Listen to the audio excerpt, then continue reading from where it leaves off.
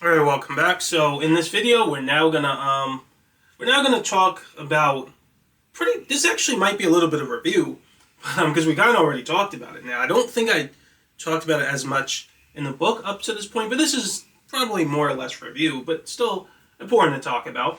So we're gonna talk about the concept of storytelling again and charge carrier, right? Like I said, we pretty much already reviewed these topics, but so like I was saying before, which I've said many times, right? The subconscious likes to be commanded in the form of a story, right? Thus, it is useful to tell a story in your mind while charging the subconscious, right? So now, like I said, we're pretty much now going to start getting into how to charge the subconscious mind. And one of the most important aspects of it is to tell yourself a story, right? And putting it in that way might sound a little strange, right? Why would you tell yourself a story? Like I said in chapter 7, I think it was, right? In the beginning of chapter 7, this was how I learned, right? So I was just basically trying to figure out how to make myself feel more emotion. And where that led me to write that goal, where that led me to, basically led me to a place where I actually was successful in doing that. And what I had to end up doing to be successful is tell myself a story, right? Imagine some story playing in my mind or whatever. Like I said before, every frequency, right, has a story that favors it. Now, the reason why that is basically everything we talked about in chapter 7, right? The subconscious has an absolute nature. God is the one who determined which intentions got matched up with what frequencies. When you produce an intention, the command component, right, is the one that your subconscious is quantized by, right? So it switches to a particular frequency based on the command component of your intention.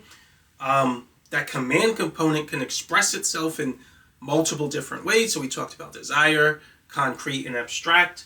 When you focus on multiple different subjects and express different relationships between them, we call that a context. And then as that context changes with time, right, that basically is just what a story is, right? So we kind of went through all of the reasoning behind that in chapter 7. But for now, just on a conscious level, all you really need to think about to sort of process all of that information is just say you need to tell yourself a story, right? That's how your mind likes it. The examples I think I gave in the book, right? The conscious mind likes stories. His conscious mind likes commands to be very direct, sort of spoken language, right? So if you're at work and your boss tells you a command, you like it to just be spoken to you in a language you speak, right? Very direct way using sentences, right? Computers like their commands to be expressed in the forms of ones and zeros, right? So different systems like commands and to be commanded in different ways, right? Ants, right, or insects. I actually don't know how that works. I'm assuming that maybe the queen or whatever will express commands using hormones or pheromones or something like that, right? The biologists can fact check me on that. However, your subconscious, it likes its commands to be told to it in the form of a story, right? So if I want my subconscious to charge, let's say at the frequency of inner peace, right? I can't just express the command, feel more at peace, right? That doesn't mean anything to my subconscious mind. It doesn't take commands well when put in that form. If I just hold the intention to feel more at peace, that kind of works, but it's still not that great, right? So how do I command my subconscious to feel peace? Well, I'll have to tell a story of some kind, right? So what I would usually, for a frequency like that, right, you might imagine yourself walking through a forest or something. And you might imagine a serene flow of water, right? And maybe animals like deer or something moving across. And you might even play music, relaxing music in your head, right? And then in that scene in your mind, right, you might imagine that you're one with nature and you're one with the animals or the trees or whatever. And it's a sunny day, right? So that's when you do that and you hold the intention to feel more peace, now your subconscious is charging at the peace frequency. Now you notice you're feeling that emotion of peace more, right? So they notice that you had to imagine a whole bunch of stuff in order to kind of feel that peace more. That's because your subconscious likes to be commanded by that kind of story. That story favors that frequency, right? If I wanted to feel confidence, right? Let's say tell that same story in my mind, that's not going to charge confidence. Why would it charge? You know what I mean? Why would I feel confidence from imagining myself relaxing in a meadow or something, right? So I need a different kind of story to charge confidence. Well, confidence makes more sense in the form of performance, so we'll talk about that in chapter 13.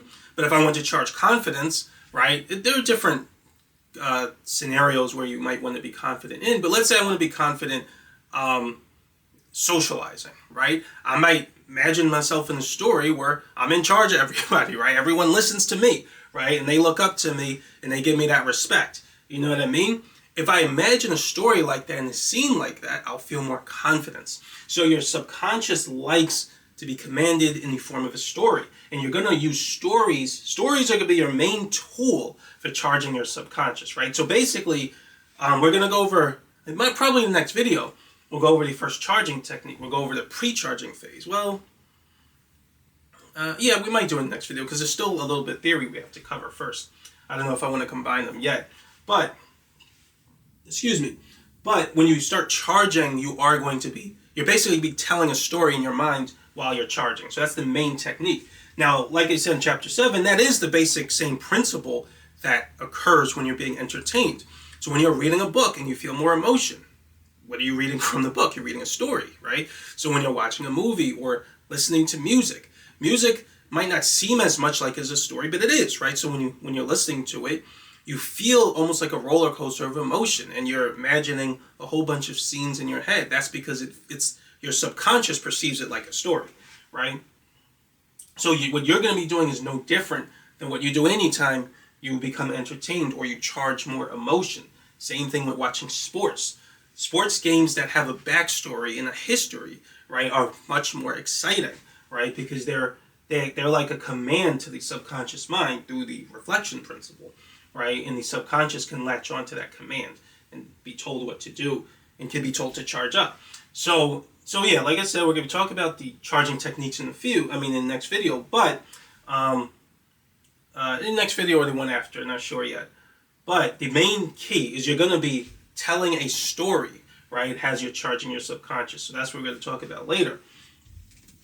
So how do you use a story? Actually, before I even get into that, we talked about in chapter 9 and 10, mainly chapter 9 for this point, that when your subconscious charges, right, some subconscious memory becomes more and more and more positive, right? So, which just goes back to the objective that we spoke about, right? To make a subconscious memory more positive, you want to focus on that subject while in a transcendental state of awareness, right? And not necessarily while you're in your subconscious ground state, because that's going to make the memory more negative, right? So we'll get into the transcendental aspect of it later. That's actually what we're going to be talking about with the charging techniques. But how do you make a particular subconscious memory more positive while you're telling a story, right? What is the relationship between the two? Well, like we said before, a subconscious memory is your subconscious organizes its memories by the subject, the thing you are focused on, right? So to make a subconscious memory more positive, you need to focus on this corresponding subject. They always occur in pairs. You need to focus on this corresponding subject, right? While in a transcendental state, but we'll talk about that in a moment. So in other words, for the story though, really the only thing you have to worry about, you have to be concerned with as far as making the memory more positive while you're telling a story is just make sure the story revolves around that subject. That's pretty much it. So it's nothing too crazy. When you're watching a movie, right? What does the movie have? It has a main character. That main character actually represents the main subject, right? And what the subject does is actually, let me just read this, right? So to make a subconscious memory more positive, your story must revolve around the main subject. This subject becomes the charge carrier, or the carrier of your subconscious charge, right? So like I said before, when you charge your subconscious, right, there's always going to be some main subject that essentially carries the charge, right? Or your charge is relative to some particular subject. right? Now, when that subconscious memory is in a passive state, it could be multiple subconscious memories in a passive state. That'll still impact your charge, right? So we talked about that in terms of your mood, right? But when a subconscious memory is in an active state, which means it has it's most volatile or has the strongest effect on your subconscious, that is going to be relative to a specific subject, right? So mainly when you're charging your subconscious, you want to know what point of focus or what subject is carrying the charge, right? So as long as you tell your story in a way that revolves around the main subject or category, right, that subject or category becomes the charge carrier, right? So that's going to be the main thing you're going to focus on to access your charge. Excuse me. So like I said previously, pretty much anywhere in the book, I don't think I actually said it out loud, but anywhere in the book you see a subject, you can always replace it with a category too, right? We'll probably mostly be dealing with subjects in this chapter. In the next chapter, categories are more or less important in chapter 13. But yeah, anywhere I use the term subject, you can always replace it with the categories. Everything I say will apply in the same way, all the fundamental principles. But yeah, so let's say I want to charge my subconscious to feel inner peace, right? So we'll use the same thing I said before. So I talked about being in a forest, right, or in a meadow, right, with serene water or whatever, right? That's an environment. So a subject is like a noun. It could be a person, place, or a thing. If I have that particular environment in my mind and I keep telling that story, right? I keep imagining myself in a serene environment with a serene meadow on a sunny day, right? With animals running across, and I'm hold the intention to relax, and I keep playing that in my mind, my subconscious will charge, right? The feeling of peace, right? So it'll charge up at the peace frequency. Now let's say I do that, and that's usually done in meditation, right? But let's say I do that for, I don't know, 10, 20 minutes, right? I relax, I go about my day, I focus on 100 other things, and then later in the day I come back and I focus on that same meadow. What's going to happen? My subconscious will switch back to, that subconscious memory will become accessed because I focused on that same meadow in my mind again. And what I'm going to notice is that I feel all that peace that I did before. So same principle as when you focus on someone you don't like, right? When you focus on someone you don't like, you feel negative, right? Because you're accessing the association in that person's subconscious memory in your subconscious mind. And that association reflects thoughts and feelings that were negative, right? So as soon as you focus on them, you feel bad. If you focus on someone you like, you feel good, right? And with this case, as soon as you focus on that serene environment again, you'll feel a rush of inner peace, that emotion of inner peace. That's because you were charging it the last time you were focused on that environment in your mind. Now, if I change some things around in that environment in my mind, I might not feel it as much. Why?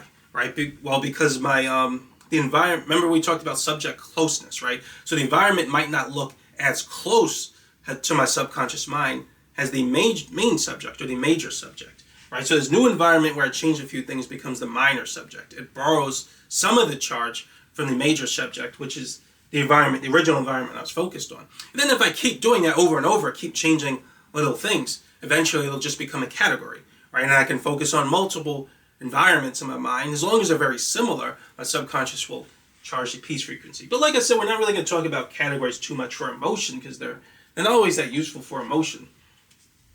But yeah, we'll just focus on the subject. So if I focus on that same subject or the same environment in my mind, then the subconscious memory switches to an active state. Then I access the association in that memory, so I feel a rush, right, of the inner peace or the feelings I had last time I was focused on that environment. And I would still feel it while that memory is in the passive state, but I won't feel it as strongly. So I'll feel it in my mood, but not as much, right? So we'll talk a little more about that when we actually talk about how to charge. But yeah, that's pretty much it. You just want to tell a story that revolves around some main subject. So you want to be clear in your mind what that subject is, because that's going to be the carrier of the charge, right? If it's a person, then that's way easier, right? Like I used to do that a lot with the love frequency. I used to do that with my girlfriend a lot, right? So I would focus on her, tell some romantic fantasy type of story in my mind, right? And what would happen is that my subconscious would charge at the love frequency in a way that's focused on her, right? So when I go about my day and I stop engaging in the technique, right, and I go about my day and I focus on her later, I would feel that subconscious memory would switch to an active state, and I feel a huge rush of that love emotion again. So I'm accessing my charge in the way that reflects the subconscious memory switching to an active state, right? So she's the carrier of the charge, right? So that, like I said, when it's a person, it's much easier. Sometimes it can be environment, it could be a place, it could be very complicated set of things, right? So it all depends on, it all has to just look like the same thing from subconscious perspective, or from the perspective of your subconscious mind, each time you access it. So each time you focus on it, as long as it looks the same to your subconscious, you're going to access the subconscious memory. Obviously, the simpler, right, the subject, the easier it's going to be to sort of, well, we'll talk more about explicit and implicit subjects in chapter 13.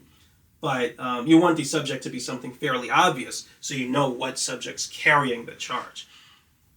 And so the last thing I want to talk about is what I call context looping, right? So now remember what we said. Oh, I forgot to mention. So your story should have a huge amount of context, right, as you tell it. Because the context, the deeper amount of context you put into your story, and that could express itself or manifest in terms of maybe a background story, right? If I tell a story in my mind related to the feeling of inner peace, right? I might even want a background, just add random background information, right? So I can add information that I'm miles away from nowhere, right? That might make me feel more, just more at peace for some reason. I don't know, for whatever reason, that expression of thought makes my subconscious feel more peaceful. So God matched up that expression of intention with the feeling of peace more. So when I express it, I notice for whatever reason, I feel more peace, right? So I might include that information in my mind. I might include information that the trees and the animals are all nice and wonderful, right? So the more context I add, right, the more I might be able to get a response out of my subconscious. And that, once again, that's because of the way God, just due to the absolute nature of the subconscious mind, and how God matched up certain frequencies with certain intentions. So more context can help me to really lock onto a frequency more, right? And so now, when you're telling your story in your mind, you don't really want to tell it like in a way that's like you're watching a movie, right? That you can, we'll talk a little more about that, charging in that way in chapter 13, but that is better for like if something's completely new to you, right? So it doesn't really make sense to charge an emotion with that type of format. It's perfectly fine to watch a movie if it's completely new. Then you have an initial context. That context evolves with time, and your subconscious will charge up while watching the movie, and it'll have a whole bunch of different responses to new scenes and new scenarios. But that kind of only works when something's new, right? If it's not new to you, or your subconscious is not extremely volatile to those scenes, which it'll have a lot of volatility. For example, if you see like the sequel of a movie tour as opposed to the first movie, like if I see Avengers, which is not exactly a sequel, but if I see Marvel's Avengers, after having watched Captain America, Black Panther, Iron Man, right? By watching those characters and charging while focused on them, the subconscious memory is very positive, especially because I mostly watched them when the movie was new. So my subconscious has a lot of volatility to those points of focus or those subjects. So now when I watch the new movie, Avengers, it's very easy for me to get into it.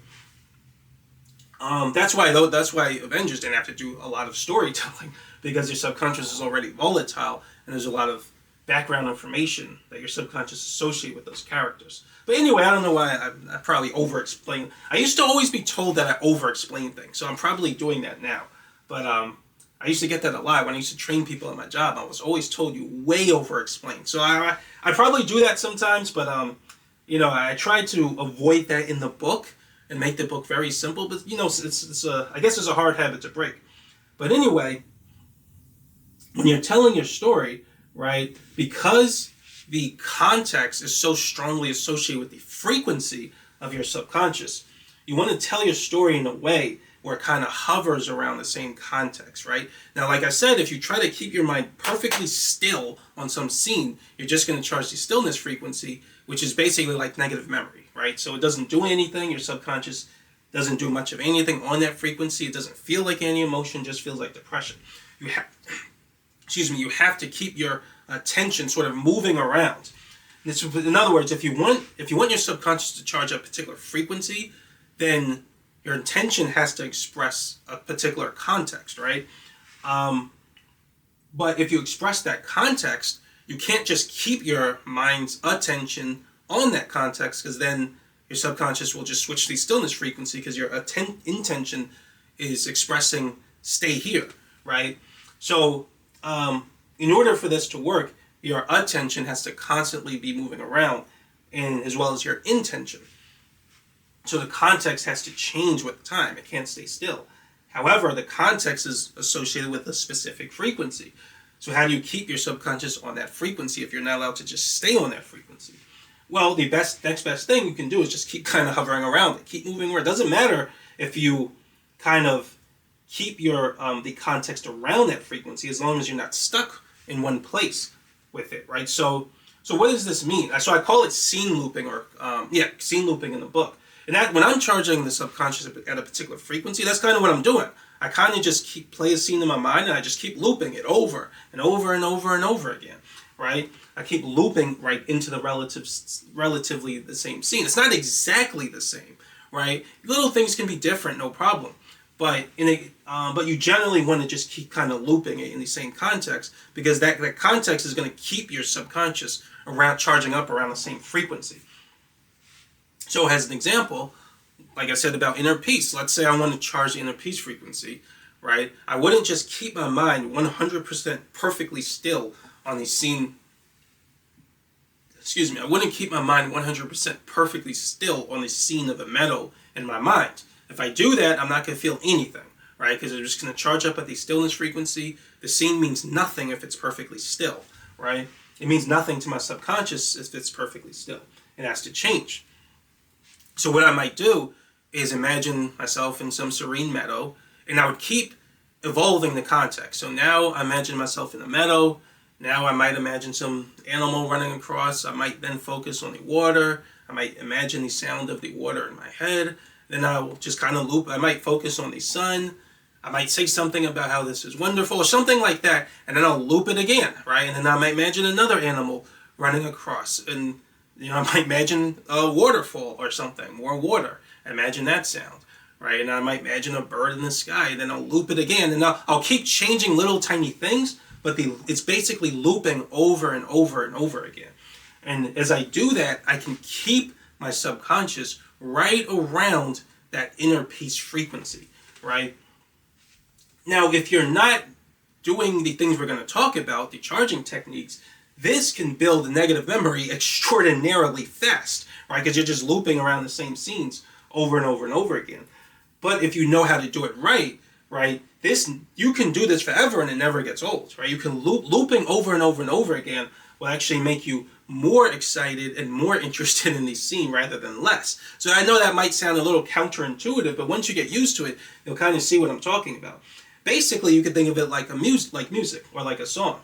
So when a song is new, so before negative memory has developed, right? If you keep hearing the song over and over again, what happens? You actually feel more emotion, not less. You get more excited when it gets around to the chorus, and you hear it again, even though you've heard it 100 times, right? That's what actually happens when there's no negative memory around, right? The only reason that doesn't normally happen is of subconscious entropy. Your body breaks the loop cycle, and then it gets old to you the more you listen to it, as you have more and more experience with the song, or any subject really.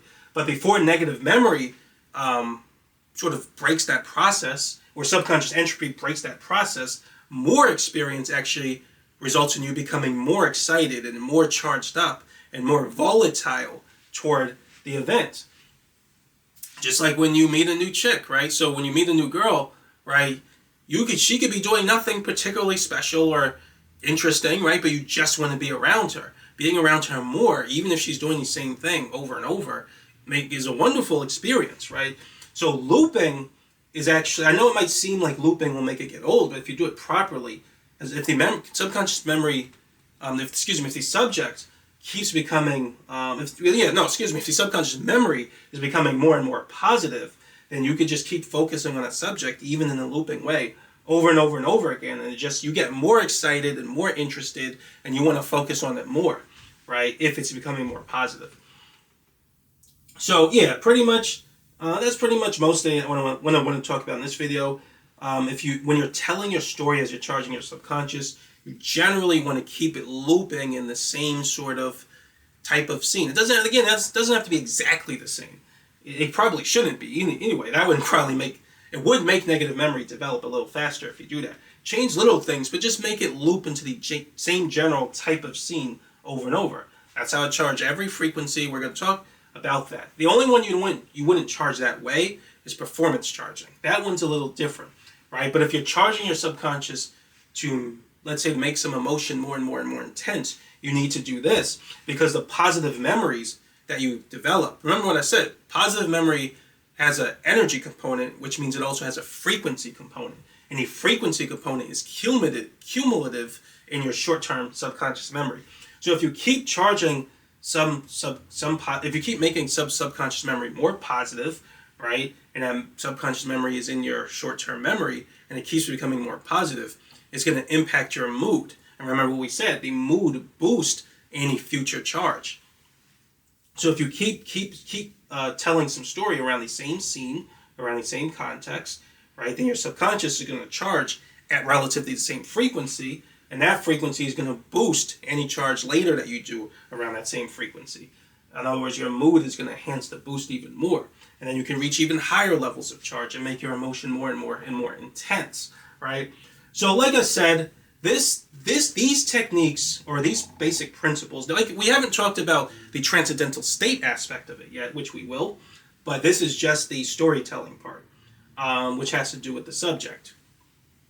But like you said, these are the basic processes for charging the subconscious after something's no longer new. So I know some of this might sound a little strange, the idea of telling yourself a story and telling that story in a looping way. Like I said, when I was learning all of this, all I wanted to do was feel more emotion, right? So this all resulted from that. And now this is like second nature to me. Because to me, there's no other way to feel more emotion or charge your subconscious, right, after the new period has ended. So like I said, most people observe their own emotions and recall their own experiences with emotion in that tiny little window of subconscious activity, which is the exception. It's not the rule. So I know I said that before. I'll say it again because it's important, right? The way your subconscious behaves when things are new is completely an exception, right? It's definitely not the rule. This is the rule, right? So these stuff, once you get the hang of it, you'll be able to do this to feel more emotion or charge your subconscious in any situation for anything, right? Which actually these same principles are what we're going to use when we talk about the metaphysical things, because your subconscious charges exactly the same way for those as well. You can do this endlessly for the same subject over and over and over again and never has to end, right? Because this is the actual rule, right? When things are new, that's a tiny little window. It's a complete exception. It's a very short time. Things don't stay new forever, right? Your subconscious doesn't normally respond that way. So now I recognize when something's new. It's going to be very easy for my subconscious to charge. And it's actually a good thing, right? Because now I don't have to do this work to get a good charge. But I recognize that that's just a short window, right? It might be a short time I get a nice charge for free. But no, if I want to feel more emotion and charge my subconscious, I'm going to have to do all of these things. And like I said, it's like second nature to me now. So, so like I said, that's pretty much what I want to talk about in this video. You will get used to these things when we start talking about how to charge the subconscious more, which, like I said, I think I'll do in the next video. I still have to cover a little bit more theory about memory. But yeah, then you'll get used to it, and then we'll start talking about more principles in chapter 12. We're going to start talking about some other things that, aren't quite as important yet. I want to talk about how to charge first before I talk about those. So yeah, so that's pretty much it for now. Next video we'll talk about, we'll go over a little more theory about your subconscious memory. We'll talk about transient memory, which we haven't spoken about yet. That's going to be important in the concept of pre-charging. Right? So thanks for watching, and I'll see you next video.